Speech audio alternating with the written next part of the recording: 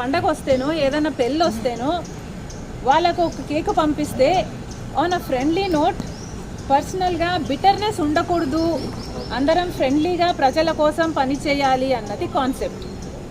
ఇప్పుడు కూడా చంద్రబాబు గారిని పెళ్లికి మాత్రమే పిలవడానికి వచ్చాము. ఇది పొలిటికల్ కానే కాదు. చంద్రబాబు గారు ఒక తెలుగుదేశం పార్టీకి నాయకుడు, నేను కాంగ్రెస్ పార్టీలో ఒక కార్యకర్తను. మాకు రాజకీయంగా ఏ లావాదేవీలు ఉండదో, ఉండకూడదో, ఉండబోవు కూడా. రాజశేఖర రెడ్డి గారు కూడా తన సొంత పిల్లల పెళ్లిళ్ళకు కూడా చంద్రబాబు గారిని ఇన్వైట్ చేయడం జరిగింది. చంద్రబాబు గారు కూడా రావటం జరిగింది, మమ్మల్ని ఆశీర్వదించడం జరిగింది. సో దీన్ని ఒక ఫ్రెండ్లీ ఎన్వైరన్మెంట్తో చూస్తే అందరికీ కాంగ్రెస్ పార్టీలో మనం పెట్టుకున్న తర్వాత కాంగ్రెస్ పార్టీ ఏ బాధ్యతలు అప్పచెప్పినా ఆ బాధ్యతలు నేను నమ్మకంగా చేస్తాను.